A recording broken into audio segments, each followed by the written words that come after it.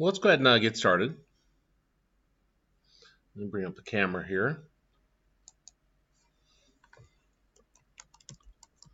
We'll spend part of the time focusing on what's in the book, then part of the time focusing on the an example program, examining the memory in detail and so forth.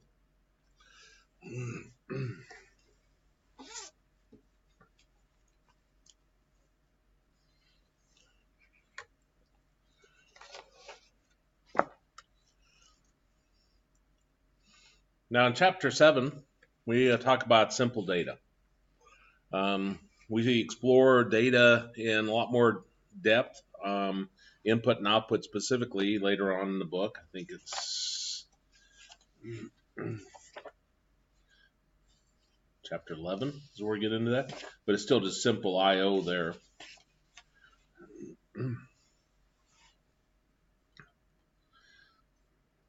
Now, some of your input that you've, some of your data that you've got in the past, maybe won't seem as apparent how you'd use this at first. But the idea here is many of your programs aren't necessarily written to add 3 plus 4 together. So it's not like your standard program. That's more for us just to understand the operation. Oftentimes what you see with the assembly language is it's meant to form maybe a hardware operation. So you have something that's sitting there running all the time. And the memory it's accessing isn't something that's being loaded in from the user. Okay, this is simple data. And elements of ARM assembly language required to build most structures that control the flow of program execution have been introduced. Essential feature of all programs is manipulation of existing data values to produce new data values results. Programs obtain input data values from some source and send the result to some destination. Purpose of every possible computer program may be defined as get the data, do some kind of operation, and send data to its final destination. Might be memory, it might be to the screen, it might be some other device. Now we already talked about ways to move data. Here we have our move command with the appropriate condition on it. Here's the register, and then we'd move it from something.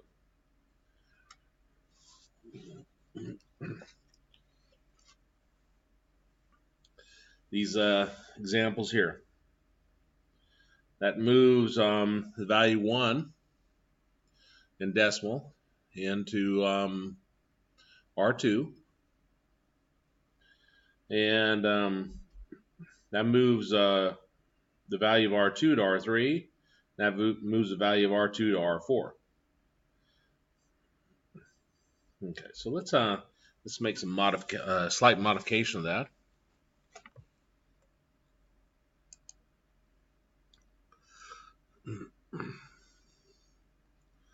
And I don't want to lose my program here. So let me cut that. Paste it in Notepad.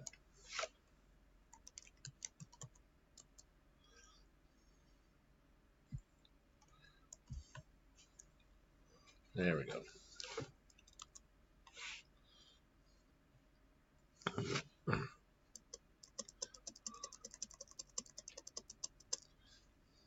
So we got move R2 number let's say 10. Move to R3, value of R2, and move to R4, value of R2.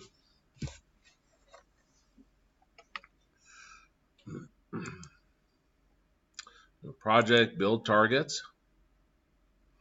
Let's shut off this breakpoint here. I'm going to do debug, start debugging.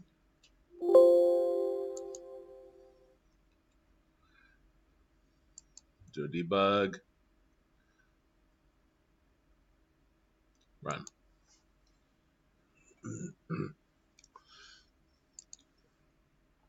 I'm moving the value 10, which remember is hex is A. So we're moving the decimal value of 10 into each of those registers and then moving that within. So we've seen examples of that. So nothing new there.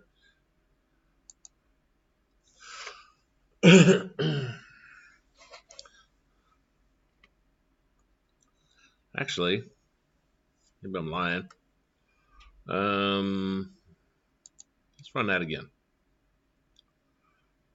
I'll put a breakpoint in here, each one of these steps. And do a debug, start, stop, debug session.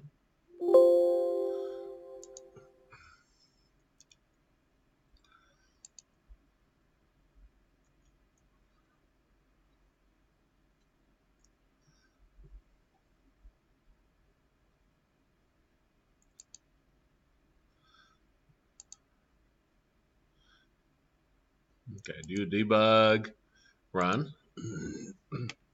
It's our first one here. And let me see, R2 is currently zeros. So let me go to this next one, run to the cursor line, goes down to the next one. And we got A in there.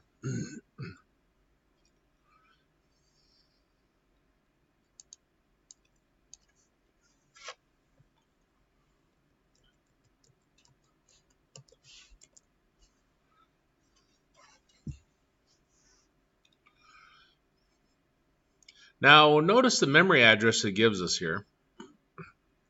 And so 000000160. Down here in the memory window. If I come down here to 160, you see how we have our 0A there.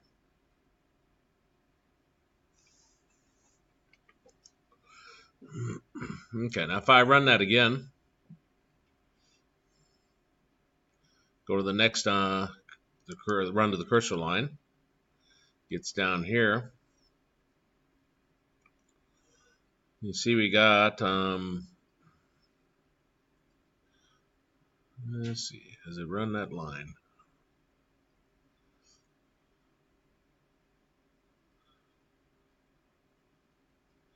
It has.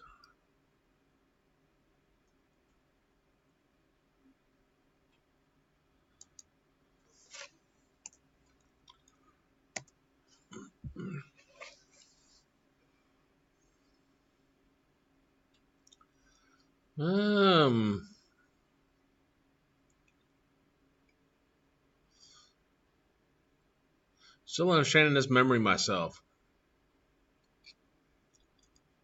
It updated A there, but it hadn't changed here. Okay, let's start that over.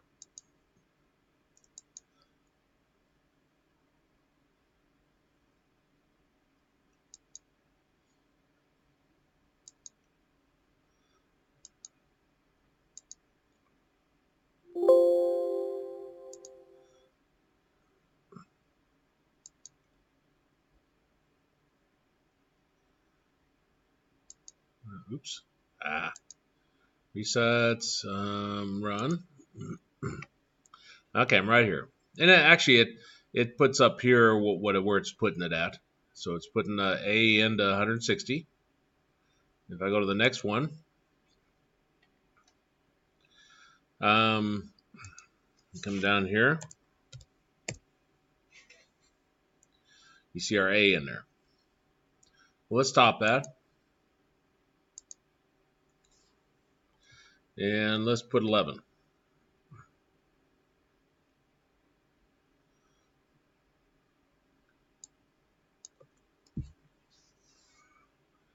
I'll do a project, build target.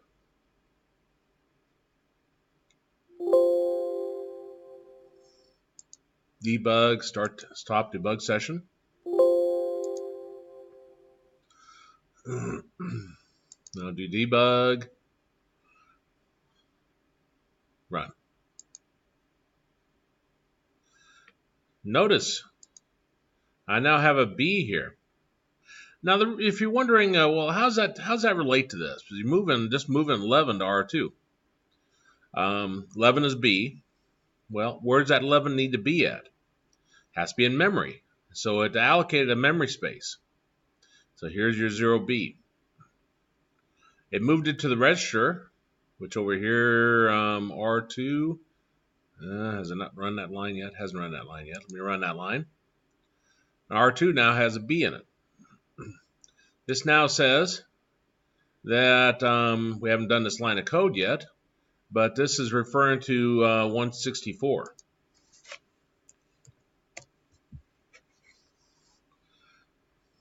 Now if I run it, nowhere do you see the B. Well, think about what we're doing here. This is being manipulated directly in the register. It's not needing to refer to memory. And that's why you get your high speed is just it's working the registry and not having to go out to the memory. The only thing we had to reference from memory in this case was someplace to put 11.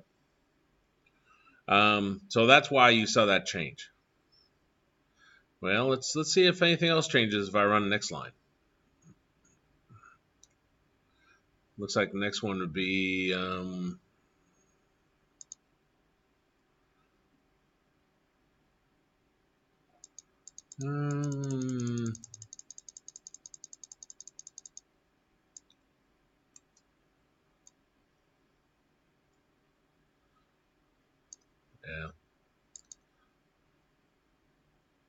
Look like I get down to that point, but nothing changed. I should have pointed out the memory block before we did it. It should have been 168.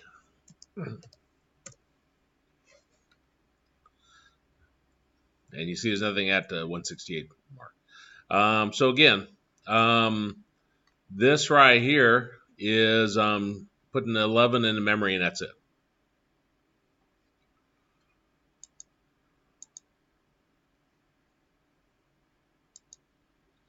Big part of this chapter is about how to work with memory. Not with the registers, but with memory.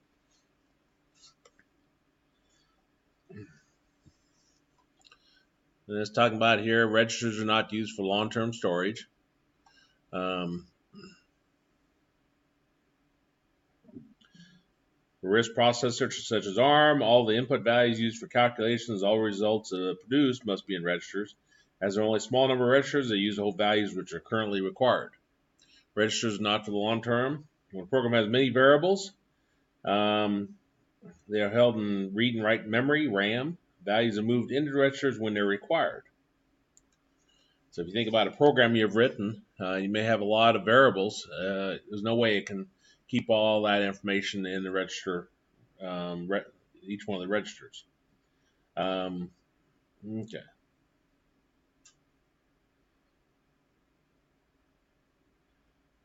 Instructions can transfer data to and from memory.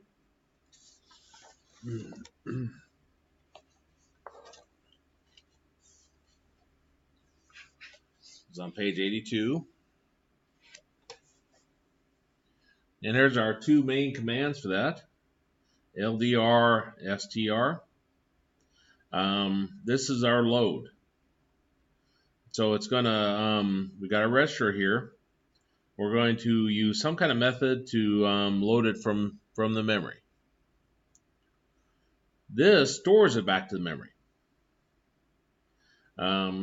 We haven't actually interfaced with memory at all yet. We've just been working with registries, and although we have, because remember, if you're doing this this #1, moving it into R2, it has to have some place to store that 1, which is our memory. Now this is backwards for these two commands. Most of the times how we do this is your resulting value gets put right here. So if you're moving from a register you move it into here. When you add these two together and you're placing the result in here. Store is different. Store goes in reverse. So it's going to take whatever your registry is right here, and it'll place it into the memory address.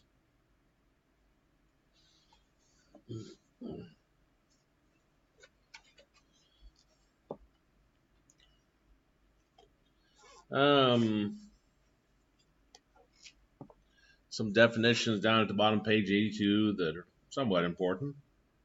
Operand of LDR and STR instructions indicated by addressing mode defines a method of determining the memory address you use when the memory address transfer is performed. Concept of addressing mode is common to all processor systems. Addressing mode describes how an operand is obtained or stored. Forms of add and move instruction are introduced to use two address modes, both add R2, R3, R4, and move R5, R6.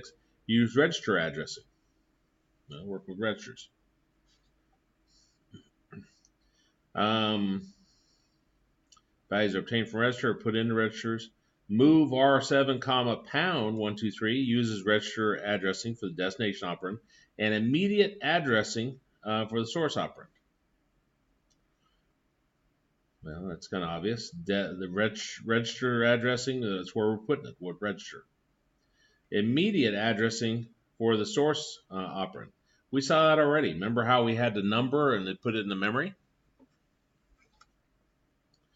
Further addressing modes are used to transfer data to and from memory. These are memory addressing modes and only available with a small number of instructions that perform load and store operations. It says only some memory addressing modes are examined at this point.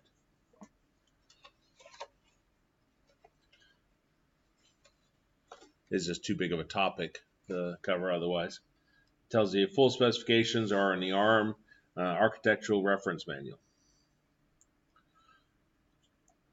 All ARM addresses 32-bit values, and the simple way to manipulate 32-bit values is to hold them in registers. Using register contents as addresses for memory transfers are addressing modes that are called indirect addressing. Alternative names are register indirect addressing or indexed addressing. The ARM assembly language uses square brackets to indicate use contents of the item inside the square brackets as an address. And we're going to see that. Not necessarily with brackets, but the square brackets must be typed when writing the program. Grab a drink here.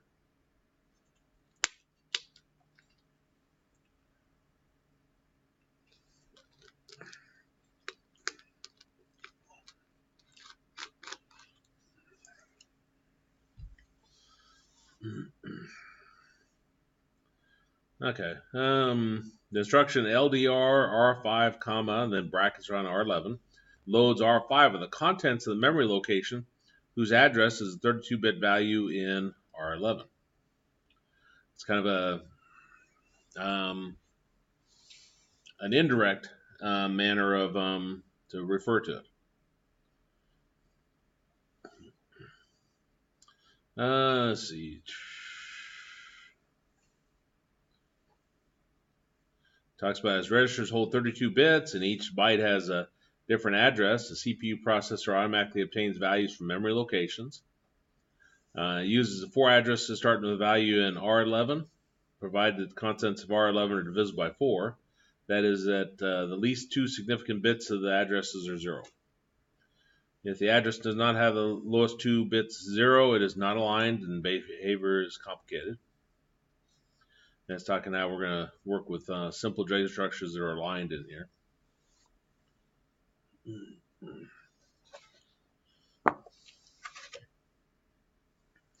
Let's type in this bit of code right here and run it. Again, it's on page 83.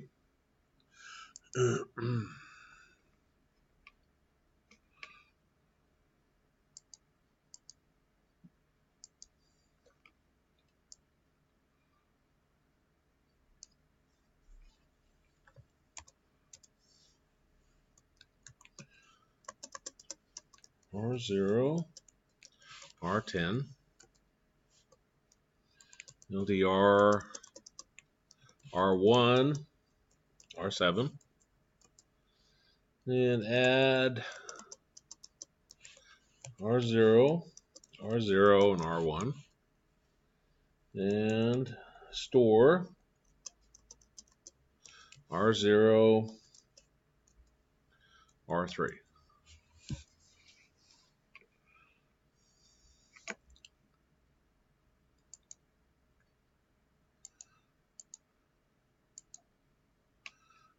Okay, do a project, build target.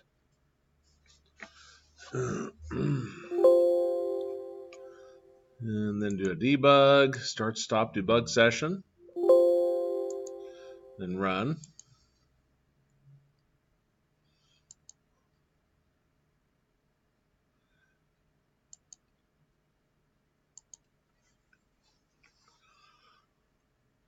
Okay.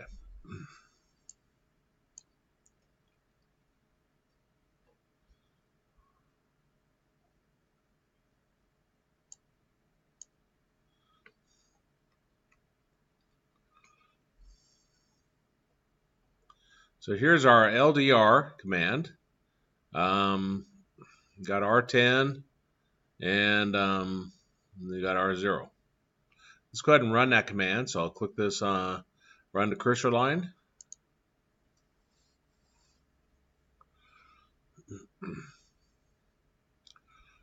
And we got the R0 is now equal to this value.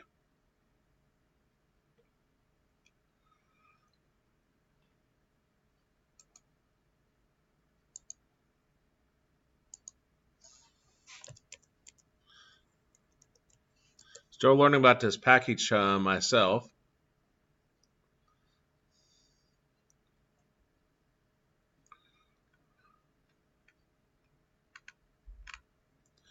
Go to memory location 0.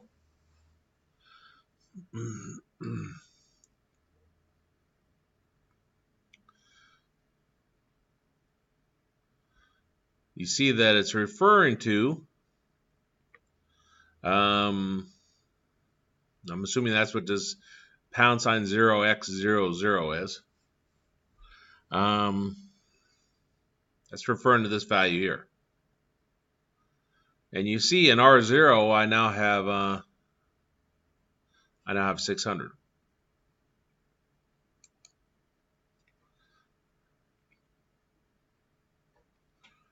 Let's look at 160 because I'm curious what's there.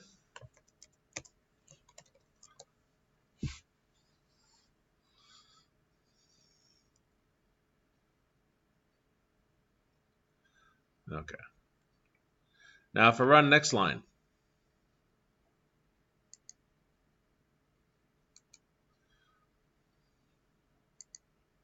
so I just did this one.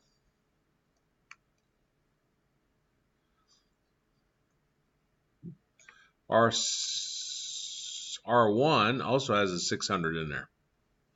Now the 2 does got me puzzled there.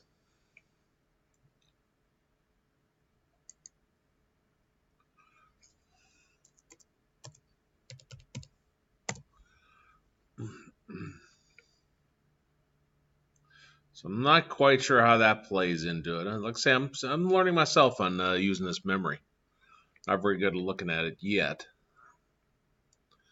Then I'm going to do this add. And again, it tells you where it's being updated and everything.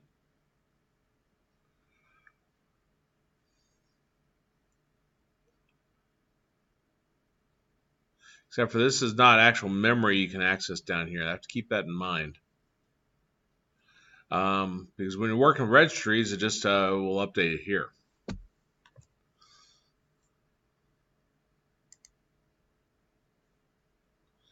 Okay, now here's a big one. I want to store it back. Store the value of R0. So R0 is C00. Got a 4 there.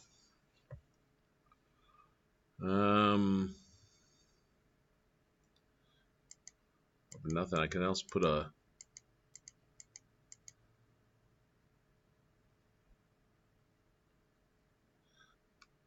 Just run next item. There we go. Well, I lost it. Okay, let me do a debug.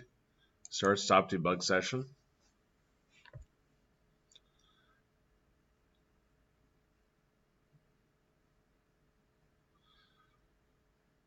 And I'm going to put a no operation in here.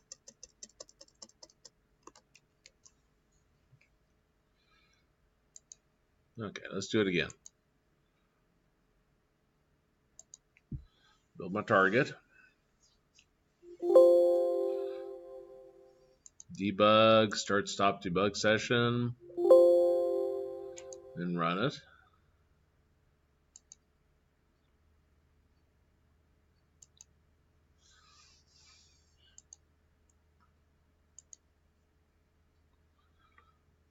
Okay, so I've already examined those. That should just be registers there.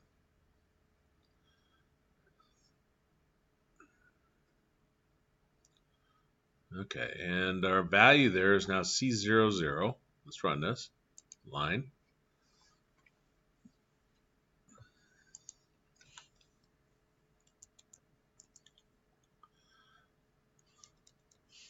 Let's make sure there's nothing there.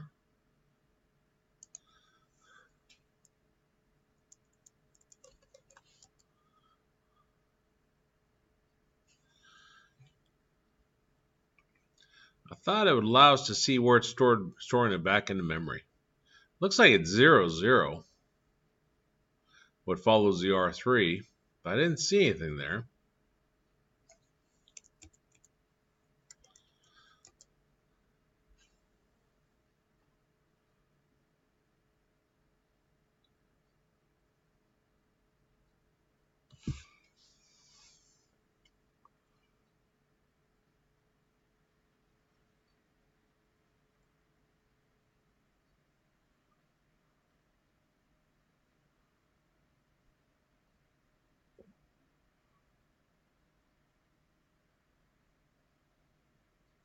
That's interesting. It has an R3. Oh, back to the R3.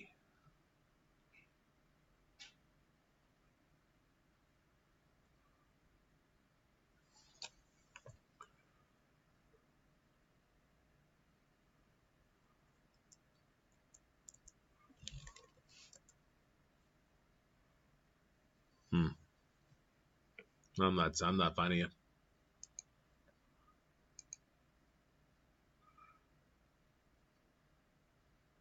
I haven't. I didn't explore that one. We'll see one I explored in a lot more detail. I made sure I understood where all the data was going to in memory. Took a while. Obviously, I'm not going to wing that though. But the important part is understanding a principle, not necessarily the memory address where it's being stored at.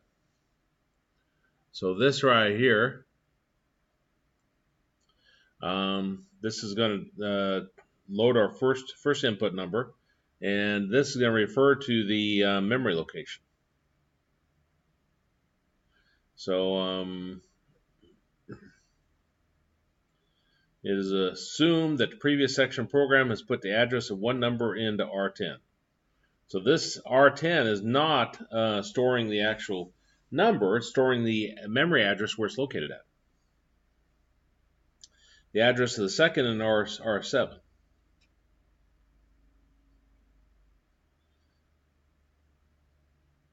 You know, I suppose I could, at this point. See, R3, if I have not modified, it should be 0. Maybe not. Let's go back here. Let me put at this point. Let me move to R5, the value of R3.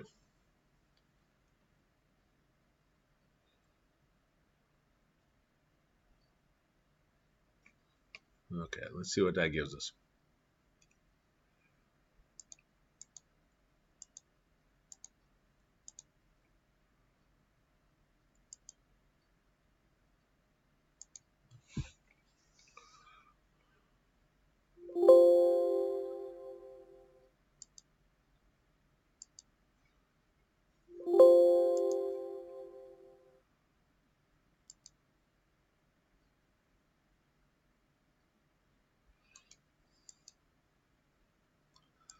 Run that.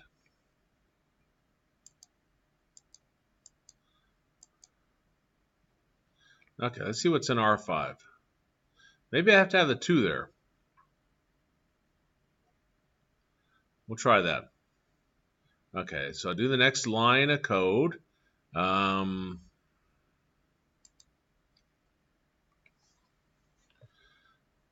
didn't put a breakpoint on that. Let me try to run it again. Debug, reset it, run.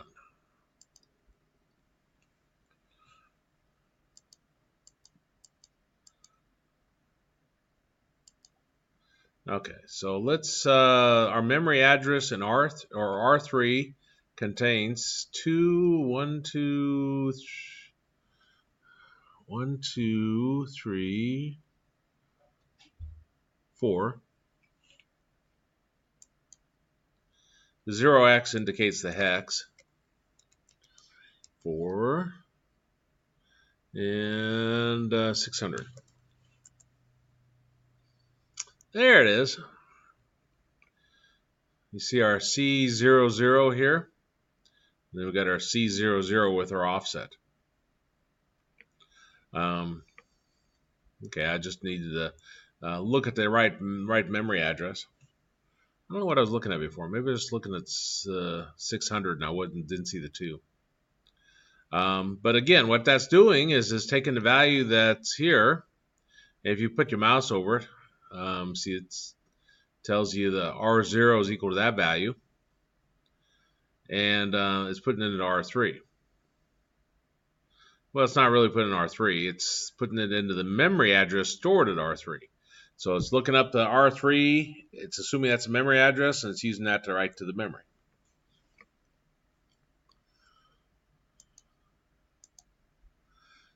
Glad to found that. Lost confidence myself when I couldn't find it in the memory.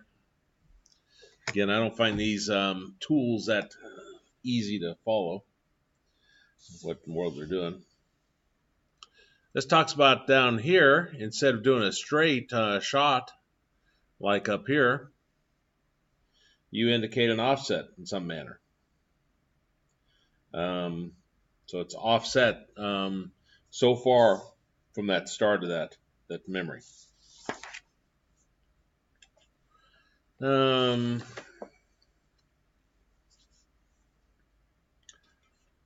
Here's another one. Talk about the offset. It's got a plus or minus here.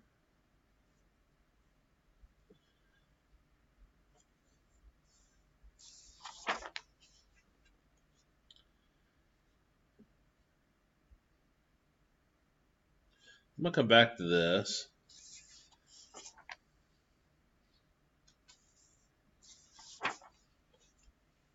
Then we're going over to page 91, just so we can understand more about how to work with data in memory. And this is one that I explored in quite a bit of depth earlier.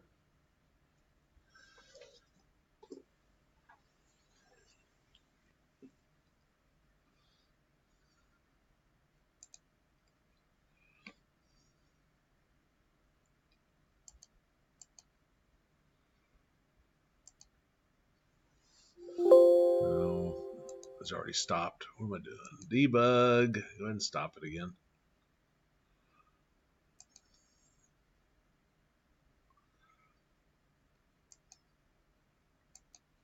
There we go.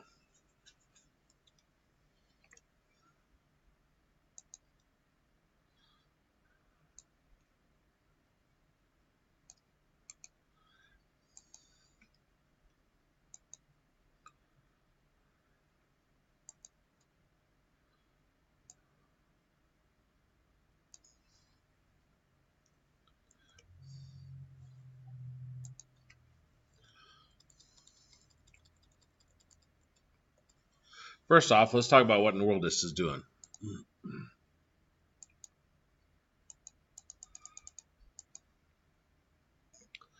Up here, above the area, main code, and all that, got numVals declared. And I think the book has that equal to 5.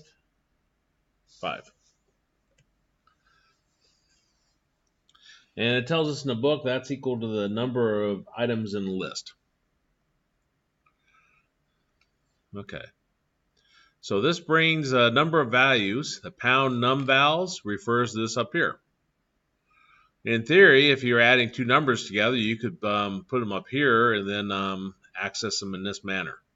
And we'll try to examine where that's at in memory.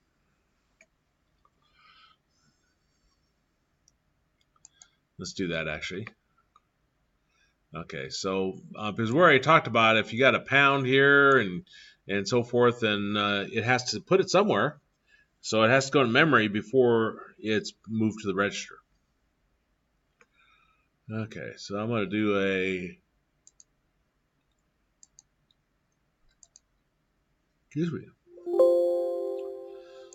debug.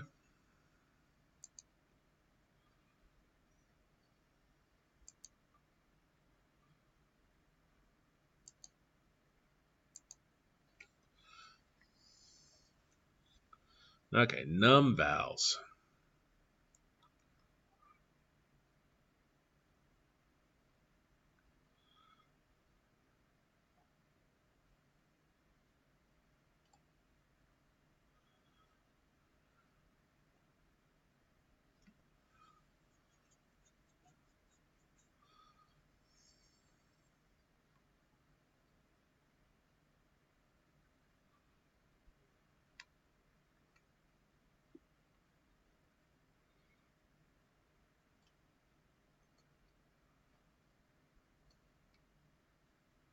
Well, that's just strange. I don't see it here at all.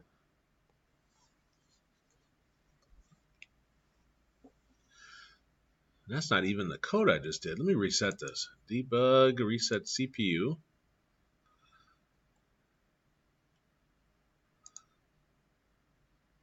Oh, I didn't build my target. Okay. Stop that. I was wondering why it was an old value. It's like, well, that didn't make any sense. Build target. Okay, now do my debug. Start, stop, debug session. And run it.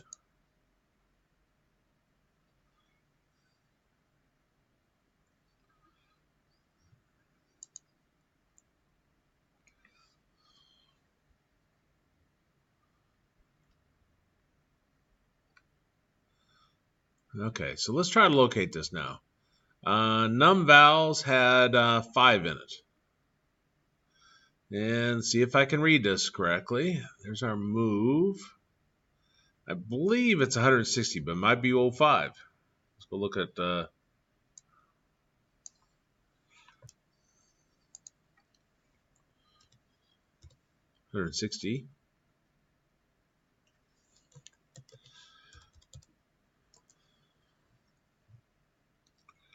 Okay, and we're working with 05.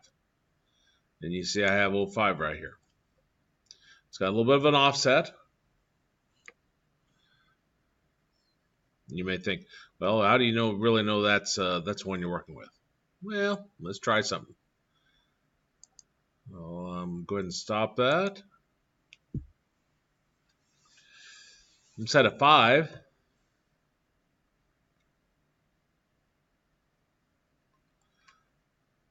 Let's move A in there. That should be 10. Remember, wait a minute. Let me think. I think this is supposed to be decimal. Okay, that should be 10. A would be our ASCII. 41, 61? I don't remember. We can try it afterwards, but let me rebuild this.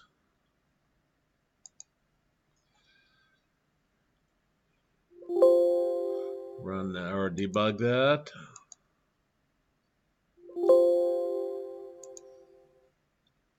And run it.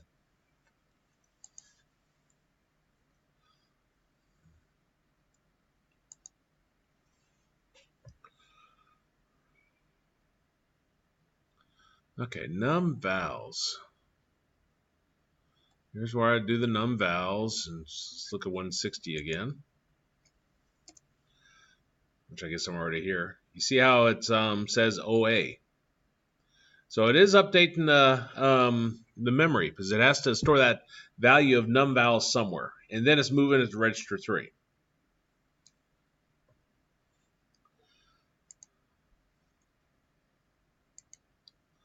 Okay, so if I go to the next line of code, it just did this. It should have moved 0 to R4. And if I go to R4 over here, I see 0 in it. Now, 0, pound 0. Remember how we needed a memory location for the num vowels? Same thing here. Looks like it had to put 0 at 164. And notice our offset. It's right here. And it's 0 there. So again, when you do that pound, it has to allocate some kind of memory space before it transfers it over to a register. That's why on some of the earlier code, you saw that they were putting a value in one of the registers, and then they would move that register to another register, move that register to another register. They wouldn't put that same pound 0 in all 3 registers because that has to access memory, and which is slower. Register to register transfers are faster. Okay, where in the world we're at? Okay, equals data start. Well, let's stop this and examine some code.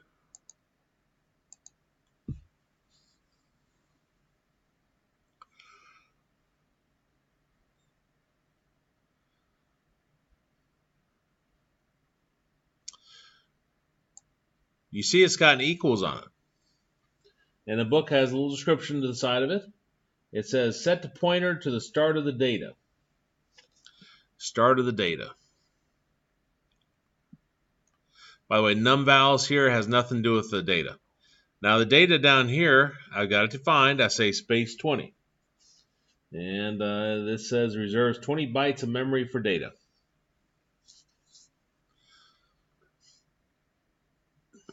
Then that's the start of the memory block where the data is stored at. And notice here I reference not R5, but I'm taking that memory address that's in R5 and I'm getting the value at R5. And then I'm gonna load that in R6. And this is an offset, which we'll discuss. And then from there, after I get R6, I add that to what's already in R4, which is 0. And put the result in R4 here. And then I do a subtract S. I subtract 1 from R3. Again, the R3 is where I have my number of values I'm going to loop through. And remember when you do the S, that flips the flag, so you can then check, do you need a loop or not? And a flag, I think we're on page 60. 60. NE. So remember B is branch. NE is probably looking right at it. NE not equal. Z is clear. I think that means Z is 0. So we're looking for Z is equal to 0 as our focus here. Let me write that down. Let's see. Z equals 0. Okay, let's run this again. See if we can figure out what in the world it's doing. So start debugging. Do a debug.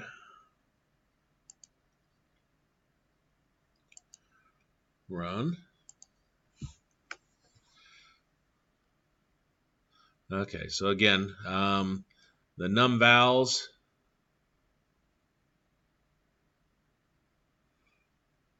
Put into a temporary place in memory. I'm probably looking right at it. Up here.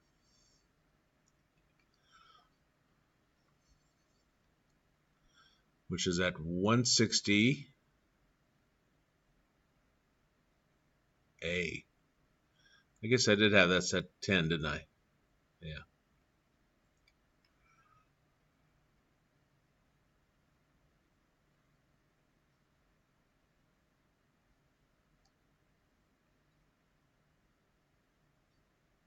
$160.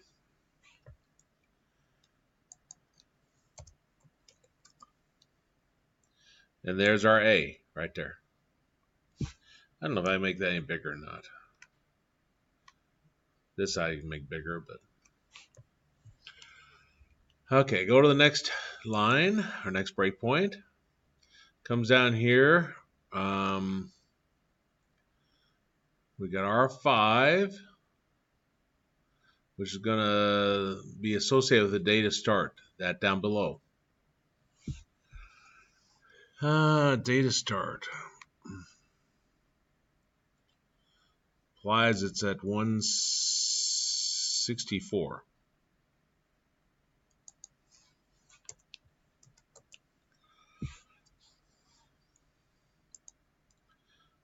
And assuming the same offset, that'd be zeros.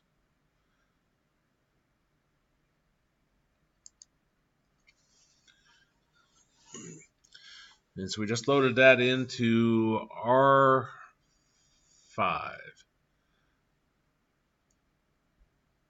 Okay, I'm probably looking in the wrong place. This is the memory location we put into R5. So we see, oh,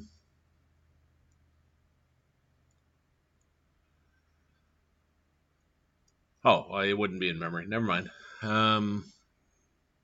Because that is the memory location.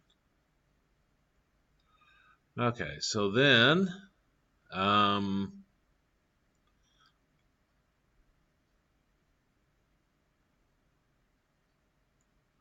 to see if it gives us the value if I put my mouse over it. You can see the current value of R5. If you find it easier, put your mouse over it than look over here.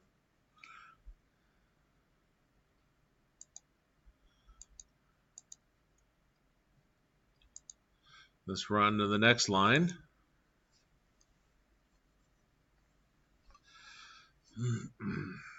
Okay.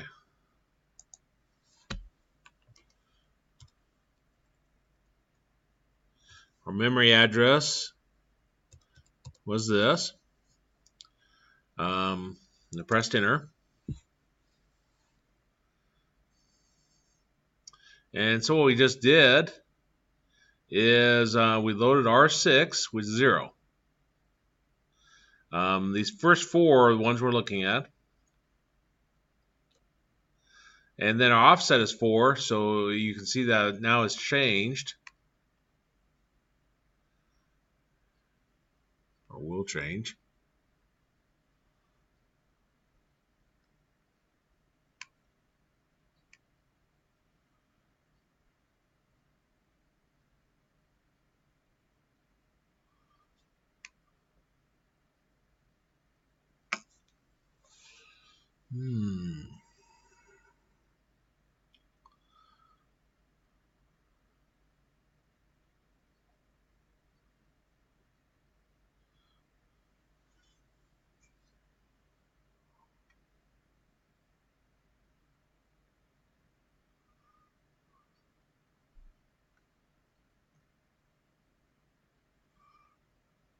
Okay. I'm still looking for that 2, and that's not what I should be looking for. Okay. Now, at this point, we're working registers alone. But it did have to put 4. I wonder if we use a memory location for that.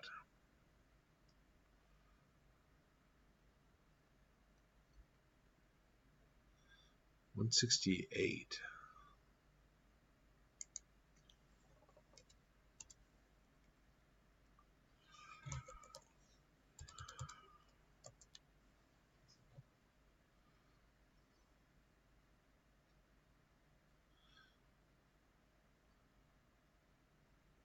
I don't see the 4, so I may not have had to use a memory location for that. Because that's just referring to the offset. It's not something we're going to move in the registry. Okay, let me do a run next there.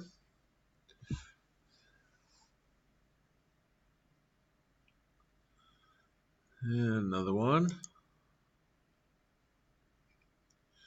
Now R4 has zeros in it. Come down, expand that. Notice Z is equal to 1. And I said from that table on page 60 we want Z is equal to 0. When this is true,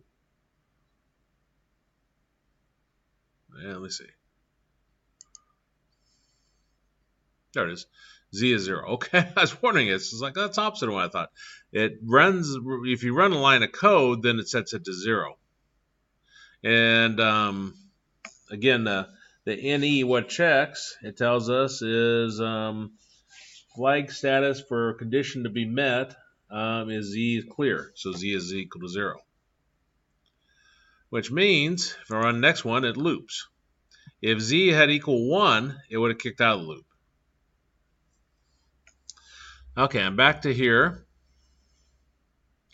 And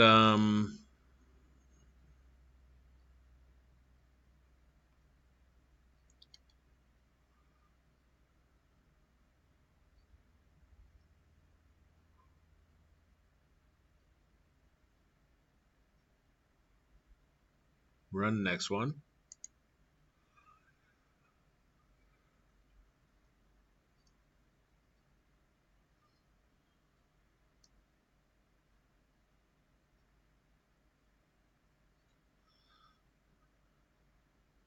Almost implies it's getting it from 1.6a.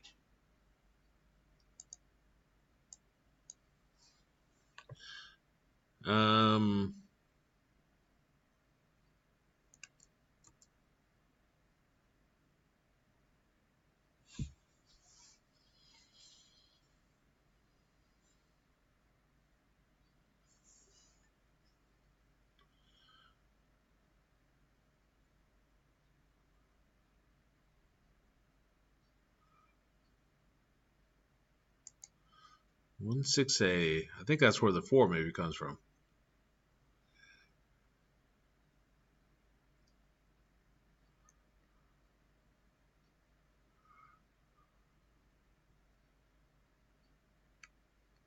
Okay, those are the commands. Where those are the commands. I'm looking in the wrong place on this.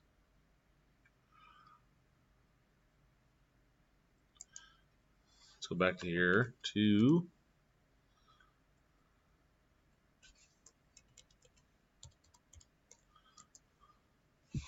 there. Okay, now let me right click on this and change this.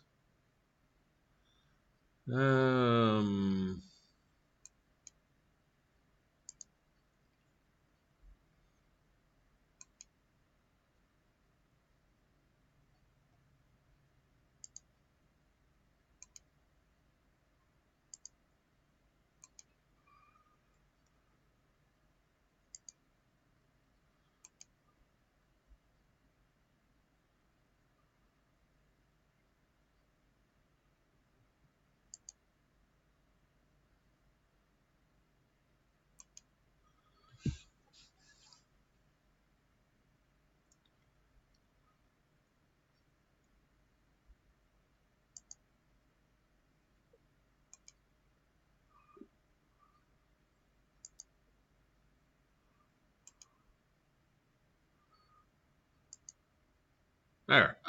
So how do you get it back? That's what I was looking for. That wasn't very easy.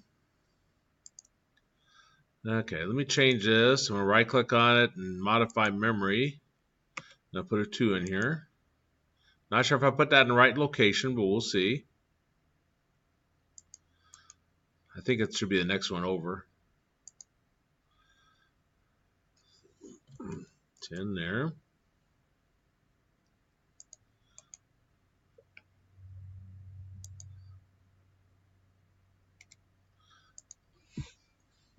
Okay, let's try that.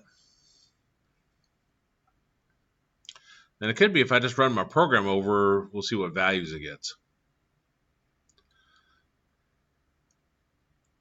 And I swore I saw up here earlier where it was telling what memory it was accessing.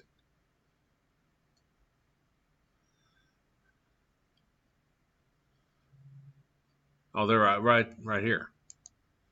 The R5 keeps updating because it's got an F set of 4. That's what I was looking at. It started off with 2 and then all zeros, and went to 4, and then went to 8. So if I go to 8,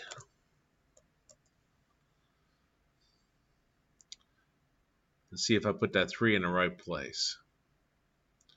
Has it done the load? Already did load.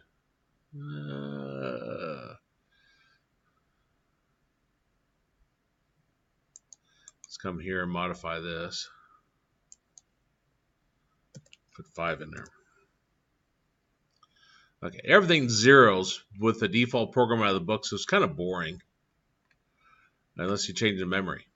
Now I'm just right clicking on this and choosing modify memory.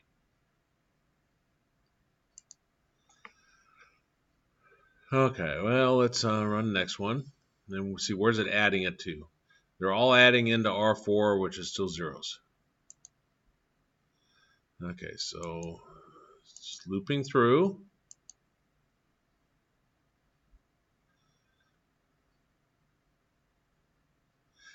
See how it's changed to a different location.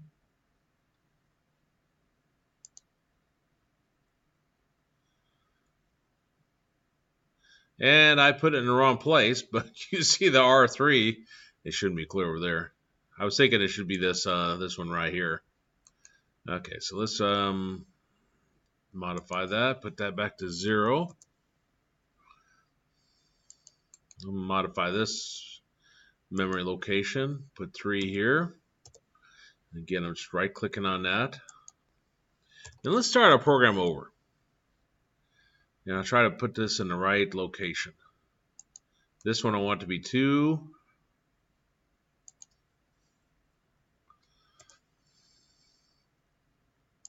So I set back to 0.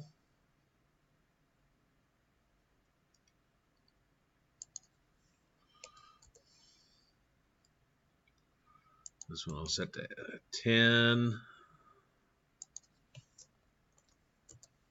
which is A. So I'll set back to 0. 1, 2, 3. Okay, let's just start that over. Stop that. Hopefully it hasn't destroyed my memory in the process of doing that.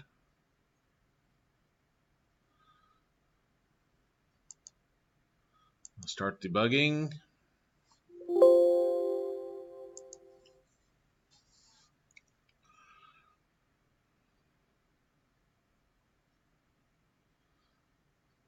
Nice. Managed to wipe out my memory. Okay, so right click on that and I'll modify the memory there. I'll put a 5. Okay, so we're going to run a program.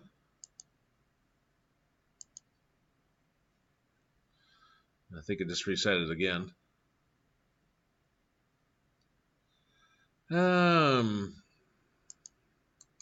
Times is going to reset my memory. Okay, so I got that to 5. So let's watch this now. Remember, the memory location R5 isn't there yet, but it has to refer this data start. So let's run this. You see R5 now contains 2 and all the zeros, 7 zeros. So it should be pointing to this first 4 items here. Okay, so come down there.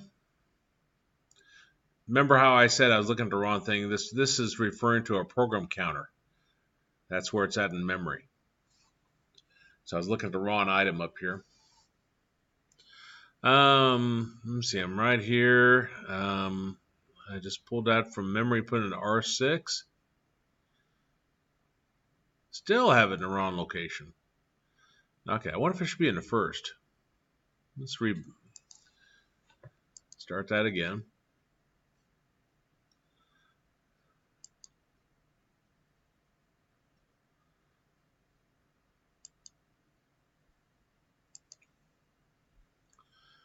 And start stop debugging.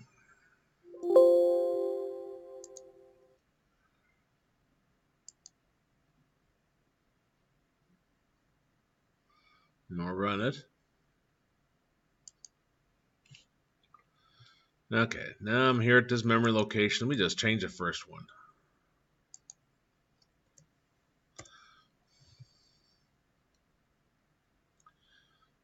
So it must be going backwards. 0, 0, 0, 0, 0, 0, 0, 5, I'm hoping. Now it goes in blocks of 4 because we need 8 to fill that memory slot. Okay. Get that. Load that into R6. What's in R6 now? R6 is 5. Perfect. So loaded 5 in. Now I'm going to go ahead and set the next one. Because it's an offset of 4, so my next one will be right here. And I'll change that memory to 7. Okay, so let's come back here. We'll run this. It just added the value in register 4 and value in register 6, put it back in register 4. And you see it now says 5, which is good.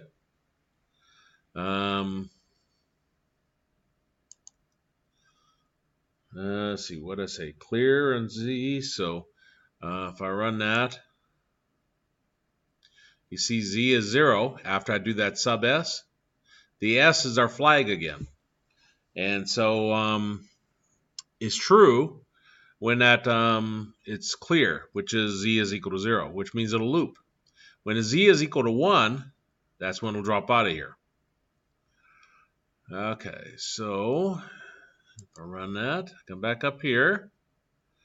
Go ahead and run that. Did I click it? Maybe not.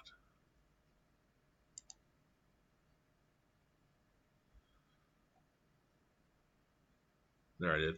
Let's see what's in R6 now. R6 now has 7, which makes sense because I put a 7 here. Now in anticipation, and you can kind of see these change colors. In anticipation of our next one, I'm going to change this, modify the memory on that, and I'll put 12 there. Notice I put a C here. That's 12 in hex. Okay, if I run that,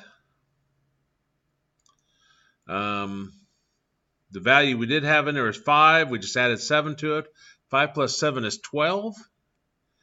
And where's R4? R4 is there. It's C, which is 12. So that's working. Okay, this is going to subtract 1 from our R3. So that's our looping construct. Okay, let's come down here. Z is still 0, so it's still looping. Comes back up here. Let's do another one. Now it's automatically, if you look at what's in R5, R5 is 2 and then 6 zeros and an 8. So it's automatically increasing that offset by 4 each time. So now I may have already increased it for that run, maybe. But the next one, if it's not this time, but the very next one, we got 8 plus 4 is 12, which should be C. And R6. R6 is now C. Wait a minute.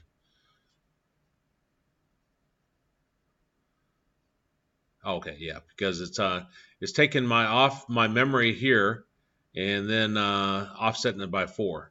Okay, so R6 now has that C in there. Okay. No, I'm getting confused again. That C you see there is coming from this down here. That's this one right here. Okay, so then it's going to add those. C plus C, 24. R4 is 18. That's, remember, 16 is 0, 16 is first. So 1 times 16 is 16 plus 8. 16 plus 8 is 24, so it's working. Now, anticipation, we haven't looped yet, so that's good. I want to change this next one. 3, this one here. Right-click on it, choose Modify, and I'll put 20 in there, which is 1, 4. Remember, that's 1 times 16 to the first plus 4 times 16 to the 0. So that's 16 plus 4, that gives us 20. So that's 20 there. I'll loop, or keep on looping. Notice my Z is still 0.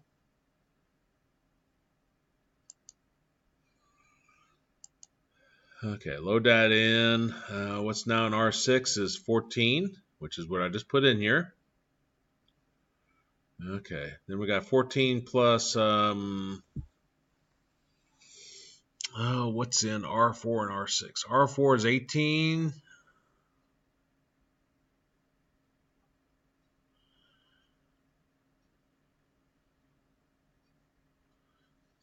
How many piece of paper for this? Should have kept the number small, I guess. So I got 18 in R4, and R6 I have 14. Now, 18 is 1 times 16 to the 0 plus that gives us 24, plus 14. That's 1 times 16 to the first, which is 16, plus 4 is 20. That gives us 44, which in hex, 32, 16, and that goes to 32. Leaves me a remainder of 12, and 12 is C, so I think it should be 2C.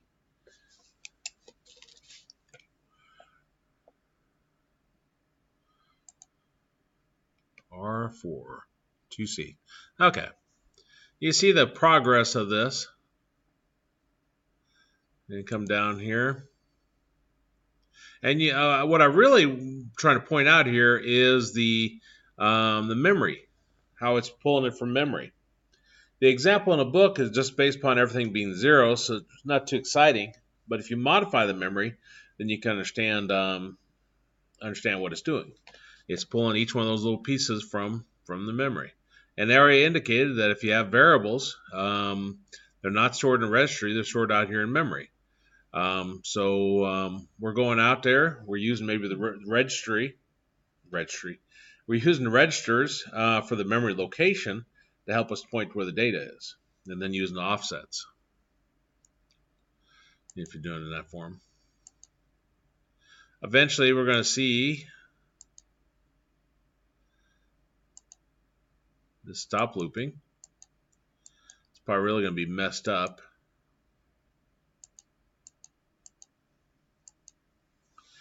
Remember, R3 is what controls it, and we're down to 3. The reason why I said it's really messed up is because I got this to 10. Of course, there's enough zeros in here, it's not going to have any collision with anything. Okay, R3 should be 2. R3 is now 1. Subtract there. R3 is now 0. And notice my flag is Z is equal to 1. So that causes us to pop down here. This is the null operation.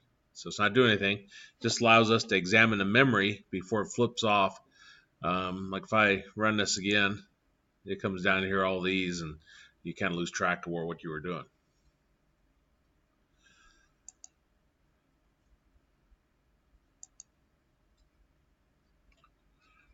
Okay.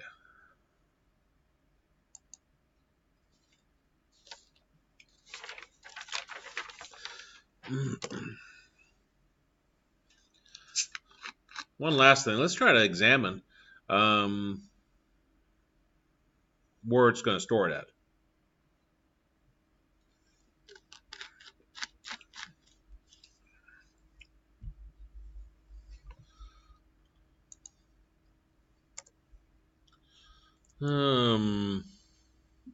Come down here and answer start, and I'll say space 4. We come up with our answer, which is in R4. That's where we've kept accumulating everything to. And so after this branch here, then I'm going to load into R7 equals answer start. And then I'm going to store. Let's see if I can get syntax right on this. I'm going to store the value in R4 into the memory location at R7.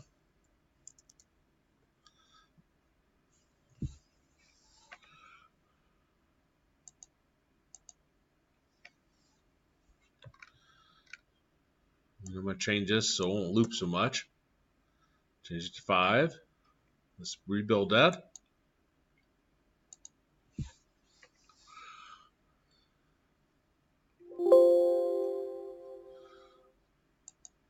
Debug, start debugging.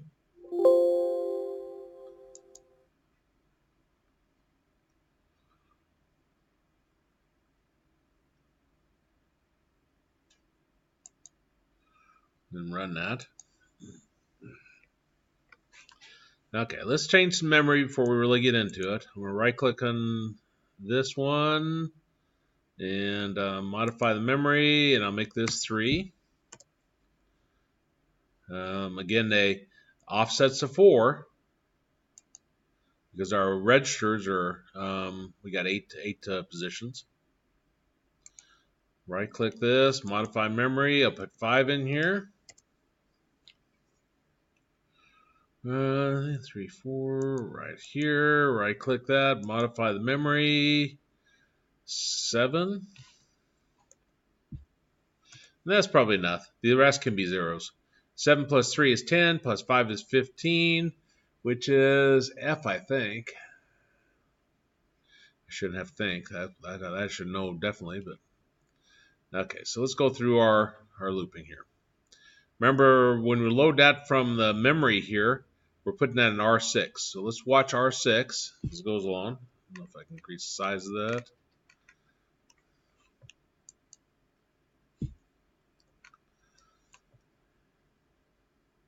But this is one we're looking at. Okay, so going through looping.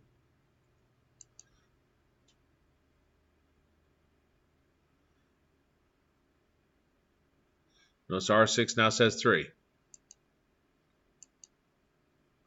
R4 is our accumulator. It's now 3.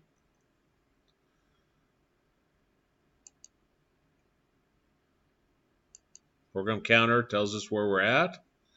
R6 is now 5, which makes sense because that's the second value I put in.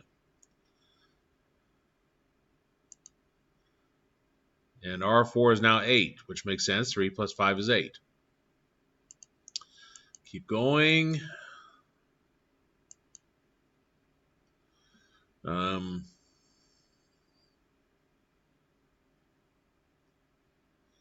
7. Okay, yeah, I put 7 in there.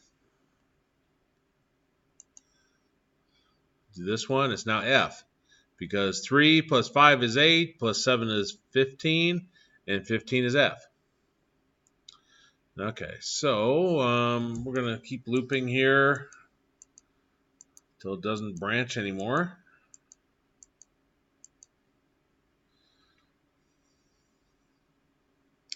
Now this is going to put the location of memory where we're going to put our answer, in theory.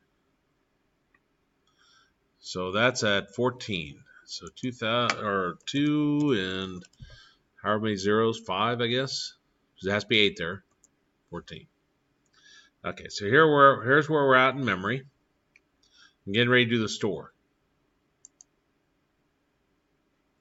And notice it put the 0F here.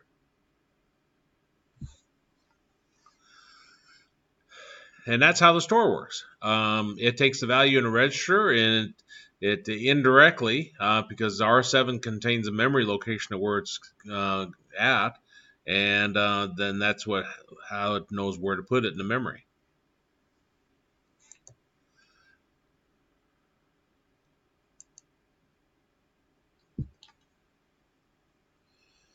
Oh.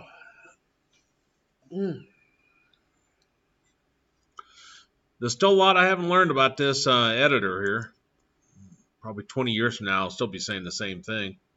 But did learn how to modify memory.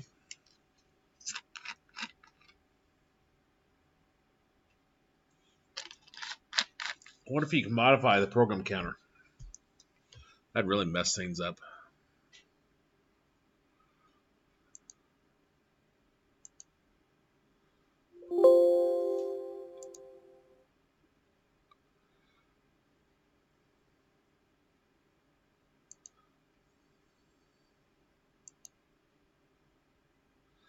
Okay, run this. Current program counter is 164, and that tells you 164 is this line right here, moving 0 to R4, which is this line. I guess 160 was the first move here. You notice it's going by 4s. 168, 16A, because 8 plus... Going by 4s or 2s? Did I skip a 10? Yeah, there's 10. Okay, so 168, 10, E.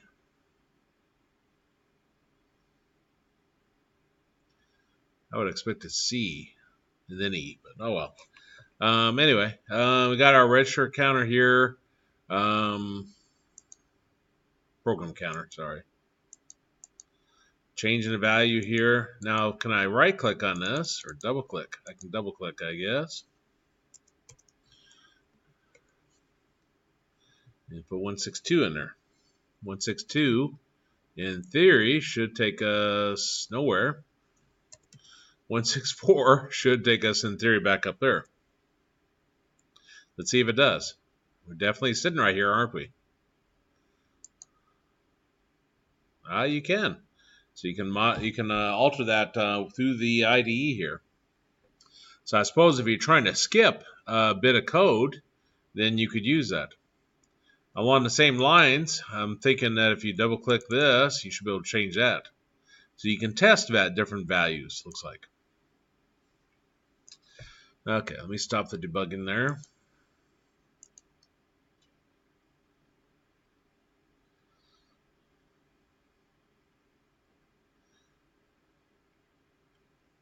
And let's take a look at a bit more of the book.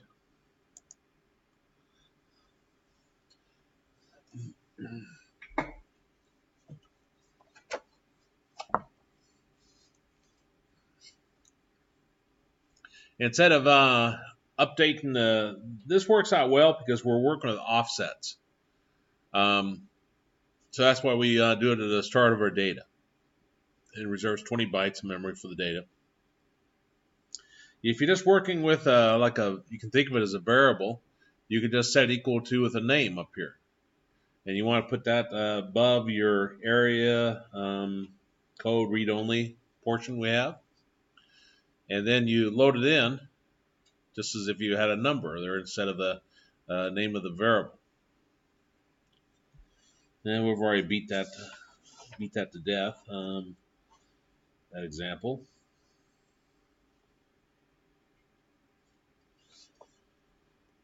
So let's go back here. This is on page 86. They don't give us all the code. Because again, we're just looking at how to manipulate data on this. So they're not going to give us all the code. You see a list start here with the equals. That's the address of the first list element, often defined by a label. So that'd be defined down here. Well, it isn't in the code, but list start would be defined down below. And loading that into R4. But again, we're loading in the address. Where does the data start at? Here's a number of items in the list. So loading that into R5, again, that should be down below. R4 is used as a pointer, and R5 is a count. So this right here is referring to a memory address. This one's referring to actually how many are there. Like it contained 5. 5 would not be the reference in memory, which means when I reference the R4, I want brackets around it. When I reference R5, I don't want brackets. Brackets is what tells it to get the value at that memory location. Moving 0 to R0. Remember that #0 there means that somewhere in memory we're going to be putting 0 somewhere. So it has to be somewhere in memory before you can move it to the register. Initial value is as small as possible unsigned integer. Here's our looping. So then we've got our load, and we're going to load this in offsets of 4. So this points to the memory location, and this is whatever memory value is at that initial value, and putting that in R7. This test, CMP, test for the value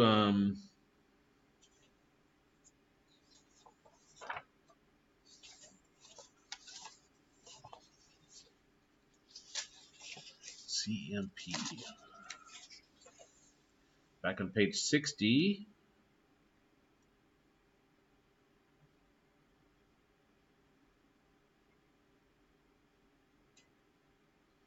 That is in my list. Oh, that's right. That's not a new mnemonic extension. That's actually comparing them. So we're comparing R0, comma R7. Test for value is greater than the largest so far. R0 initially has a 0 in there.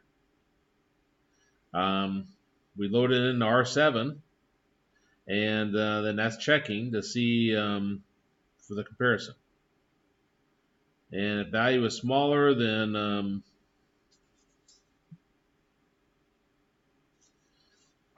BCS, B is branch, CS tells us C is set. So C is equal to 1 is when that's true. So if C is equal to 1, it's going to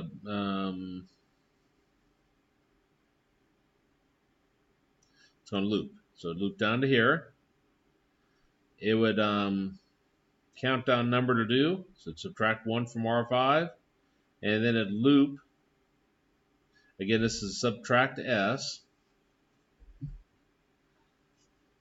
BNE.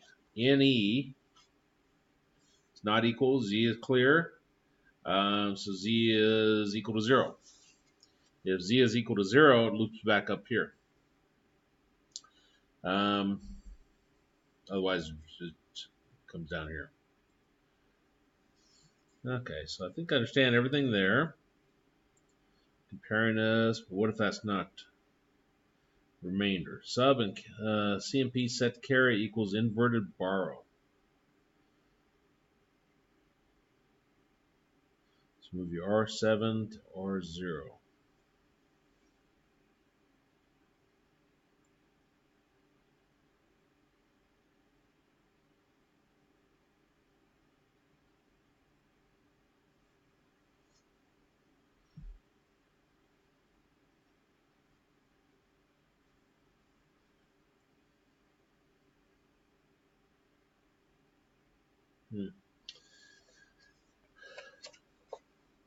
Interesting code. Okay, you can let's see. It's been assumed that all values transferred to and from memory are 32-bit ones. ARM is capable of transferring 8-bit and 16-bit values. So transfer of byte values is a frequent requirement. This is common practice to represent individual characters in a section of text by 8-bit code numbers.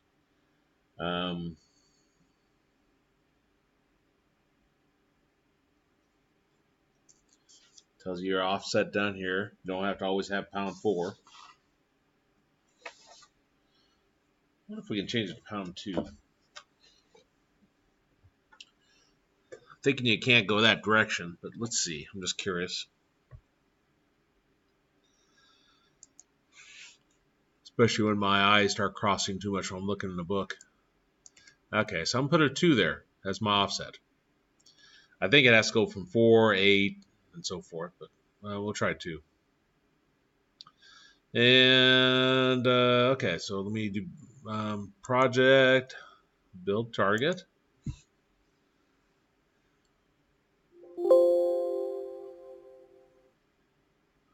Debug, start debugging.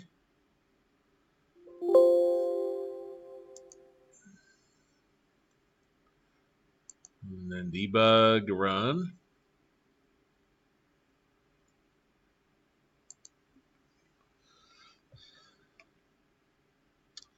Okay,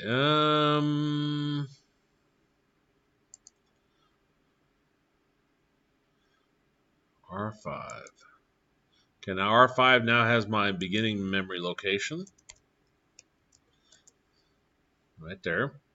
I'm going to right click on this and do a modify memory to 4.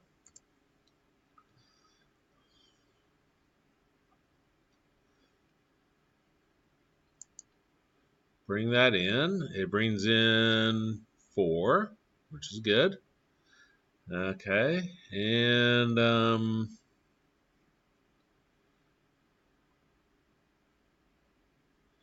still acts like it's the entire set here. Let's change this to 6. And let's change this to 8.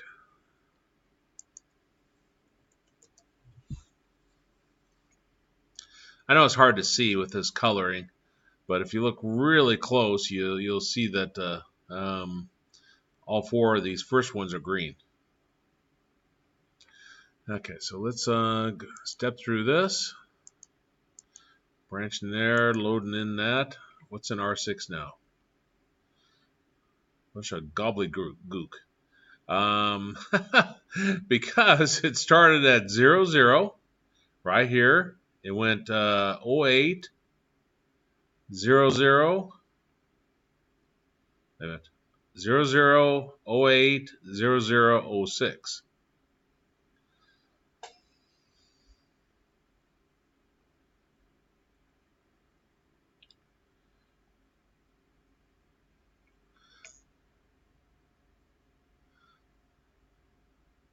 Is there any way to make those colors different?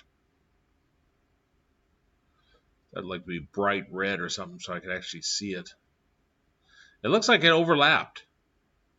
The first set was those first 4, and then when I did the offset, it started right here and took the next 4. So no matter what, it takes the next 4, which is why I got weird results. So here it starts at this one, goes to this one. So the next one should start at this one and go to this one. So the next one should be right. It should be 8. Okay, so R6 now contains 8. Yeah. Okay, so that doesn't change that it has to go in blocks of 4. That just goes the offset, how much it changes it by.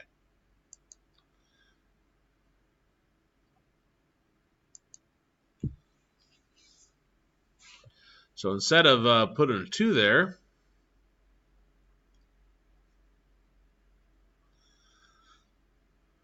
let's put a 6 and try to anticipate where to change memory at. I think this part's really important you play with at home because it really helps you to understand the storage of memory. And I've read the book, and seeing it is just worth more words than you could read in a book on that. And I'm still wrapping my mind around it. So I'm still learning. So okay, so let me run that.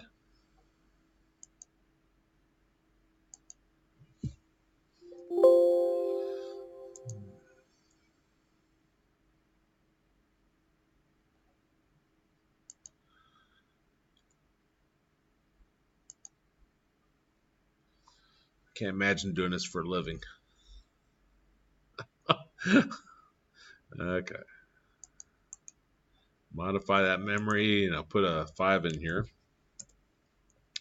Okay, so I got an offset of, this would be 4, an offset of 4.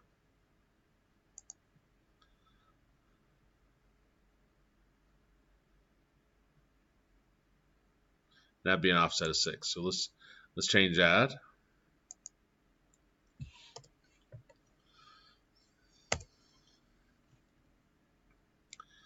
Okay, so let's continue.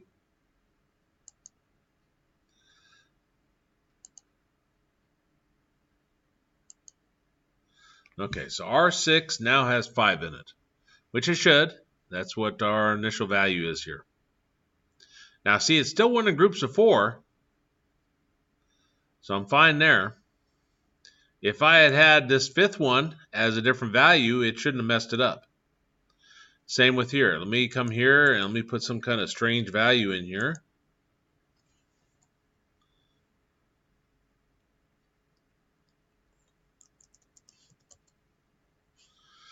Put 2C in there.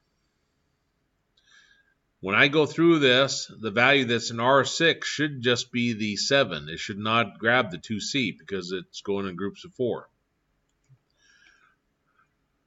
Okay, so looping through, coming back up here. What's in R6 now? 7. Only 7. And you can see it in bright green right here, which one's it's accessing. It's ignoring the 2C. So that's what that offset does.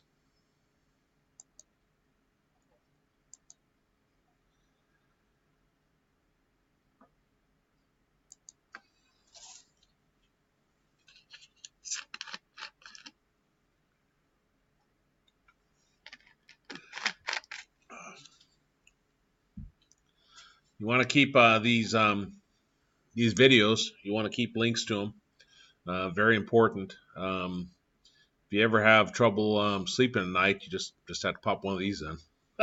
It doesn't get much more exciting than assembly language. It's not my favorite programming language. I'll give you that. Okay, constant data. It talks about the data on which programs operate, may be either constant data or variable data. Constant data items are values that never change or are known when a program is written. They're built in the program. Example of a constant data item is text that gives information to the user. For example, a message with the form, please enter your PIN, is displayed. Assembly or variable languages, of course, do change.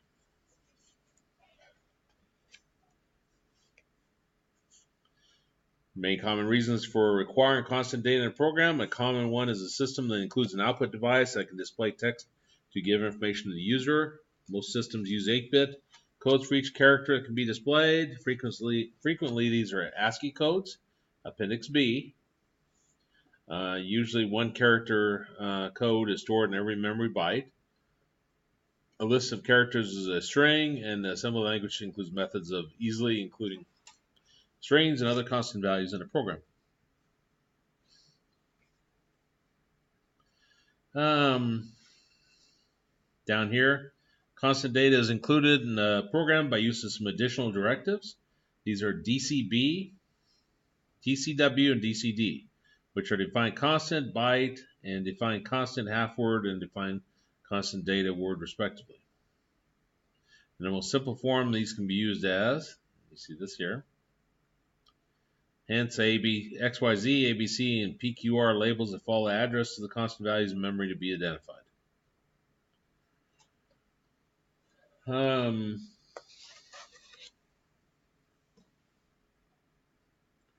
Let's see if we can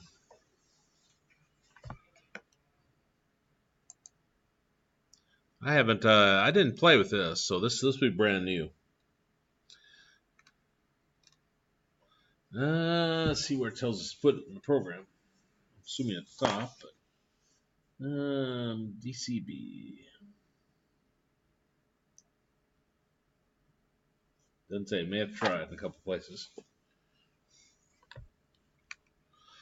Let's see. I'll put it up here above this.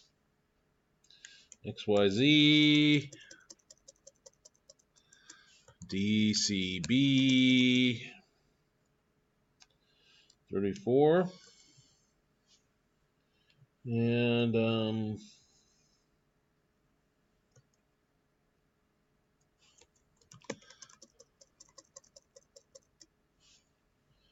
DCB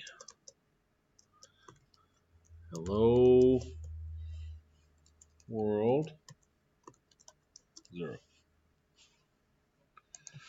Now, first off, let's see if it runs.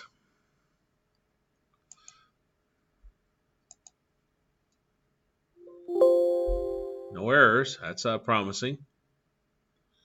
And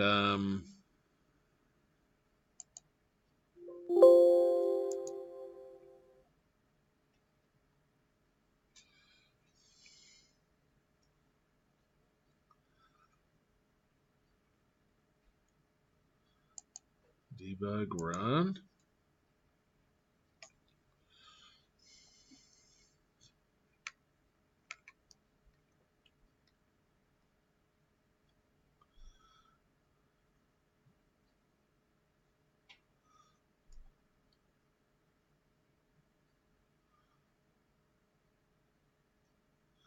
$22. I guess that would be hex, wouldn't it? 2 times 16 is 32, plus 2 is 34.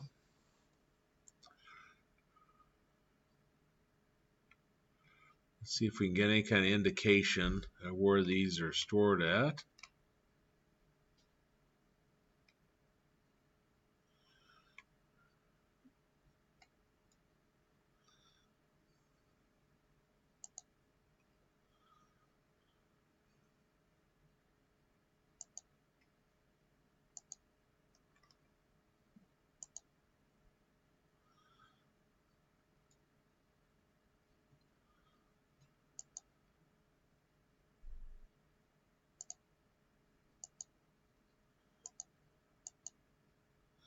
Okay, that isn't changing up there.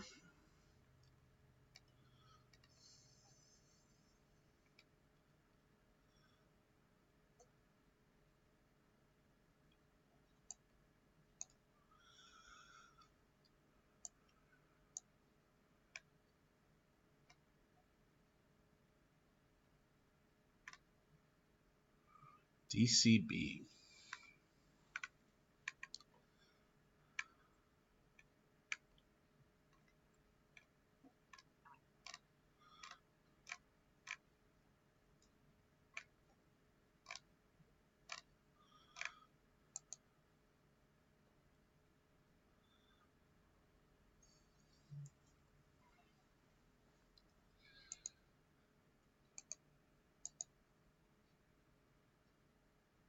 Let's try to write one of those to a registry and see what we can get.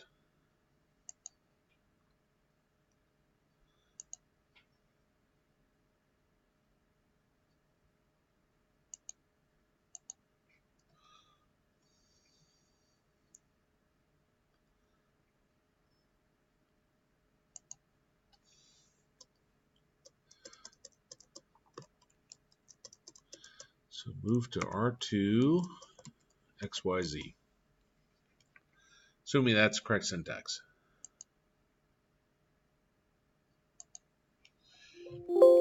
Folks, nope, not right syntax. Let's see how they refer to it.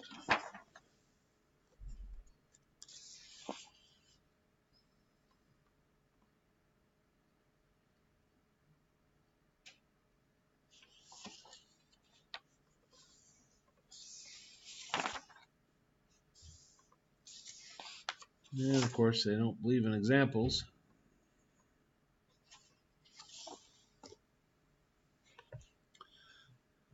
Someday I'll write my own assembly language book. I'll make hundreds. Um, selling out in the bookstores.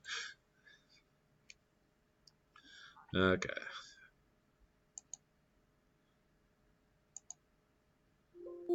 Okay, doesn't like that either. Okay.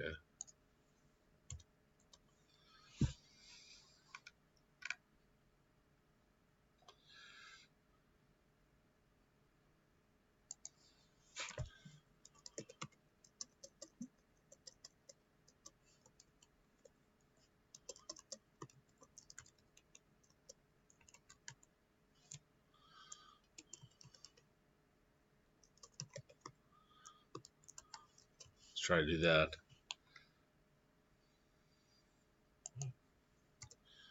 And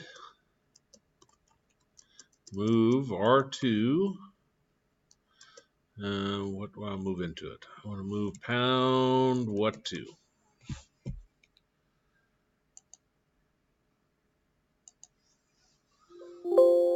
Still one error.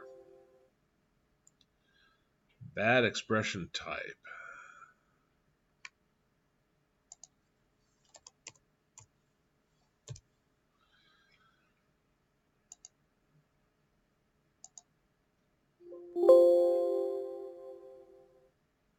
Bad expression type.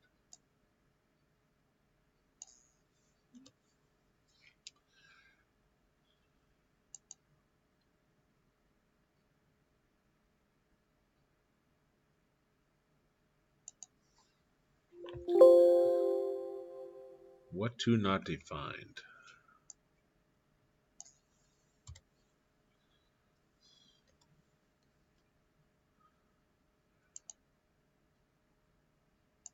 By the way, it gives you the line number when you look at that. You have issues.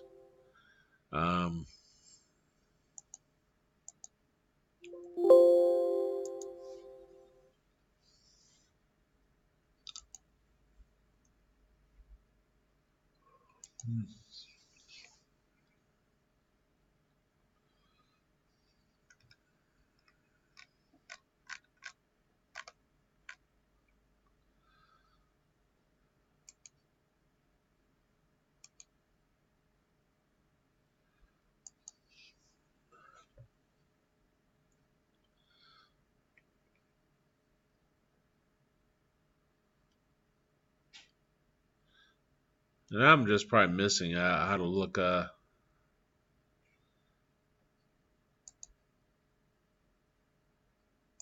to refer to the constants in the memory. But I'm obviously not going to see it, so I'll stop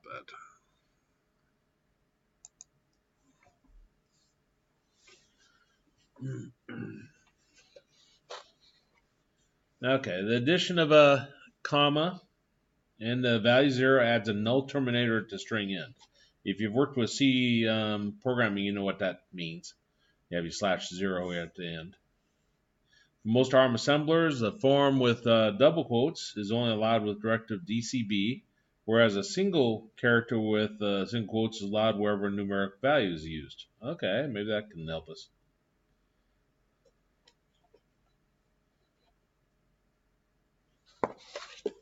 Back to our code.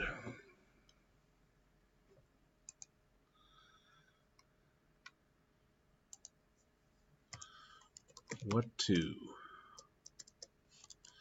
equals hello world.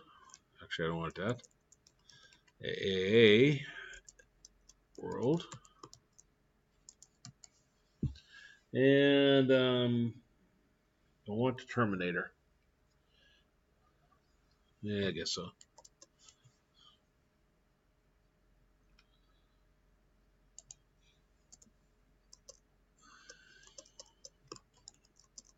Move R2. What to? Project build target. Missing closing quote at line 9. I don't think I'm missing it. Maybe it doesn't like the 0.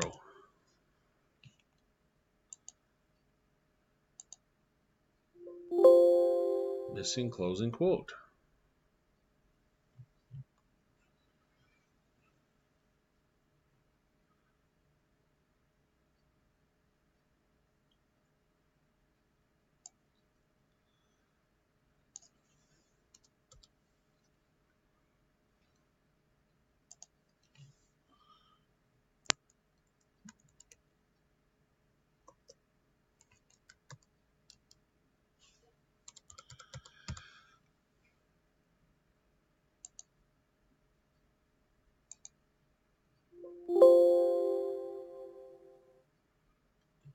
We're at line 15, and then like that. Missing closing quote.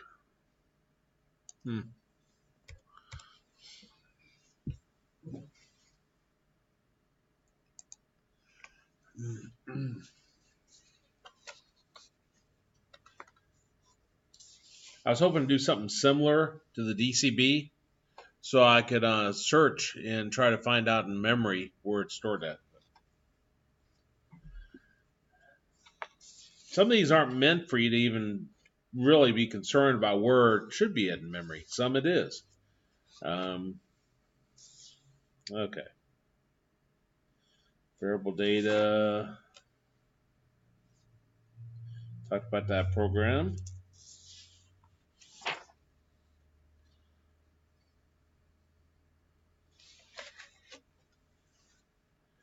This talks about a data structure here.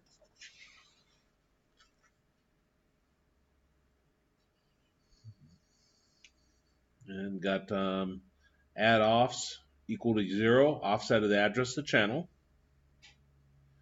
RDG offs equals, and then we got our add offs up here, plus 4. That's the offset. Scale off, offset of a scale factor. So I'm adding 4 to that. And this is adding 4 for that, or 2 to that, 2 to that, and then 10 to that. So this is defining the structure of all these.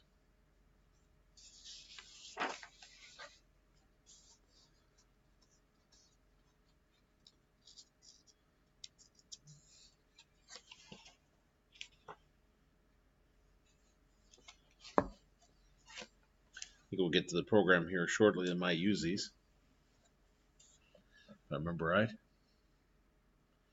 It talks about our another structure. Size address equal 4.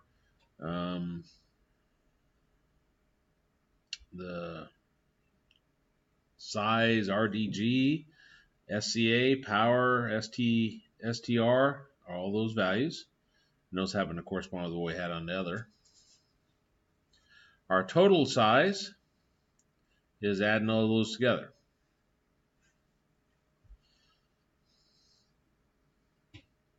And these are all our offsets here. So that's taking our offsets over there, and we're adding an additional piece right up here for our size.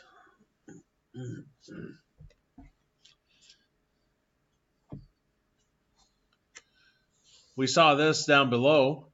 In our example, we had a hard code. I put a 20 in there for down below. Why 20?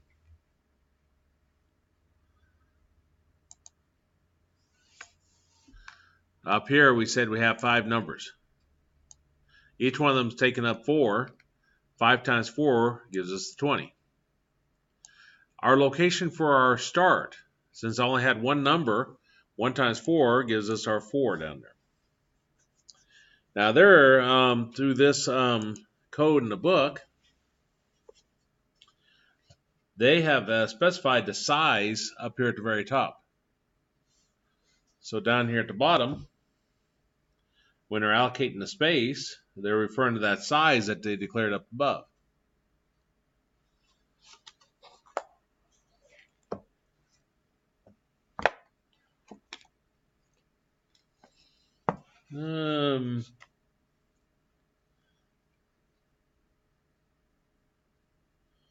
This just shows you an example of the type of offsetting.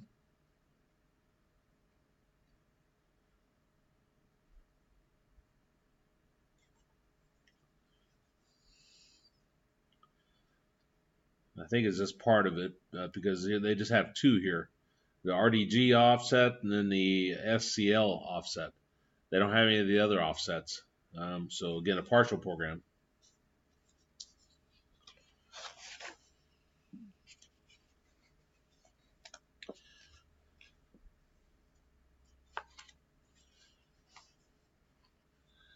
And then on page 96,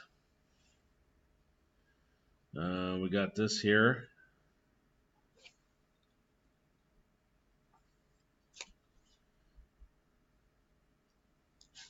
It's equals. My eyes are bad. So I've got our list start. List start in theory is defined somewhere. List start is a label given the address of the first list element is the offset. Or the first list element, sorry. That's to R4. And again, that's giving us the address. So when we refer to R4 down below, we'll put brackets around it. Somewhere. I guess I don't even include that. Oh, here it is. Here's R4. Now R5. We're moving 0 to it. And this is the offset from. And then keep a copy of the list length. So I take 4 times the list length. If there's 5 items in the list, 4 times 5 is 20. Putting that in R6.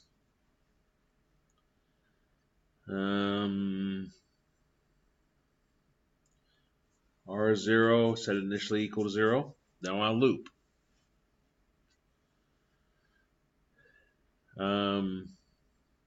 Now here we're taking the this address location, which was our R4, start of our list, and we're applying our R5, which was our offset. What really I find kind of interesting is that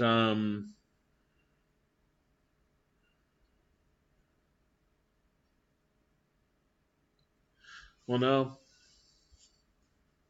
this last program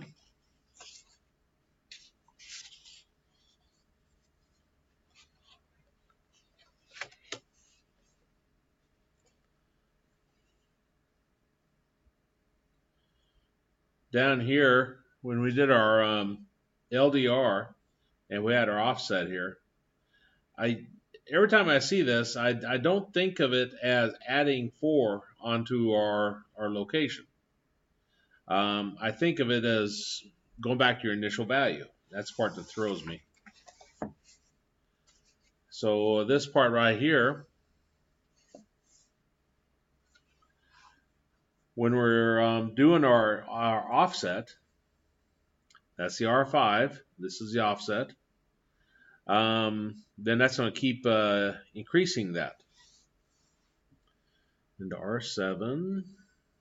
Okay, so we looked up this memory location, took its value, put it in R7. Then we took our doing a compare on R0 and R7. Branching for the small, if it's that. Otherwise, we're doing a move. R7 to R0.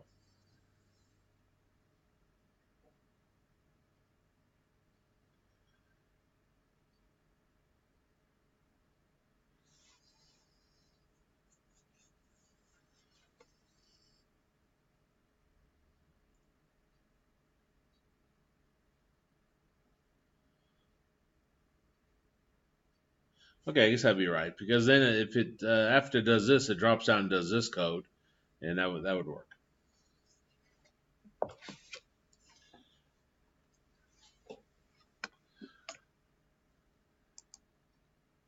Well, we'll go ahead and stop there, and that'll give time for questions if somebody doesn't come on. There's nobody on right now.